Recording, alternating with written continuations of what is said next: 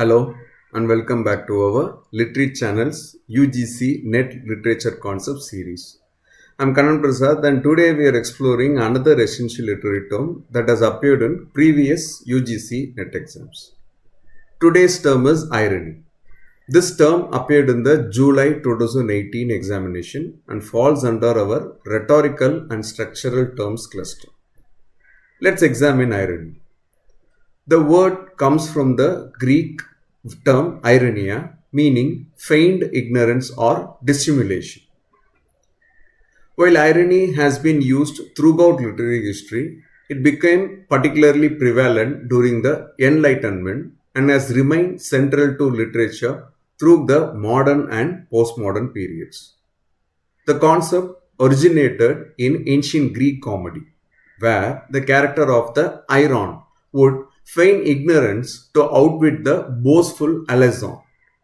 The term was first theorized by Socrates through his method of questioning and later formalized by Aristotle in his discussions of dramatic and verbal techniques. It evolved significantly during the Romantic period and became a defining feature of modernist and postmodernist literature. Simply put, irony is a contrast between expectations and reality. It occurs when what actually happens differs from what was expected or seemingly appropriate. There are some key features of irony, which include it presents a contradiction between appearance and reality. Irony creates tension between what seems to be and what is. Irony often used to highlight absurdity or create humor. It can reveal deeper truths through contradiction. For UGC NET, remember that irony is fundamentally a contradiction and it appears in three main forms: verbal, situational, and dramatic irony. The July 2018 paper correctly identified irony as a contradiction and these three types. Let's explore some famous examples of irony that have appeared in UGC NET examinations.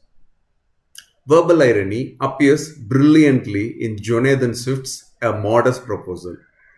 Swift suggests eating children as a solution to poverty, and he writes, "I have been assured by a very knowing American of my acquaintance in London that a young healthy child well nursed is at a year old a most delicious, nourishing and wholesome food whether stewed, roasted, baked or boiled." Swift means precisely the opposite of what he says, using verbal irony to criticize society's callous attitude toward the poor. Situational irony can be seen in O. Henry's The Gift of the Magi, where a wife sells her hair to buy a watch chain for her husband, while he sells his watch to buy combs for her hair. This unexpected outcome contradicts both characters' intentions. Dramatic irony appears powerfully in Sophocles' Oedipus Rex. When Oedipus vows to find the murderer of King Laius, not knowing that he himself is the killer, the audience possesses the knowledge that the protagonist lacks, creating tension and pathos.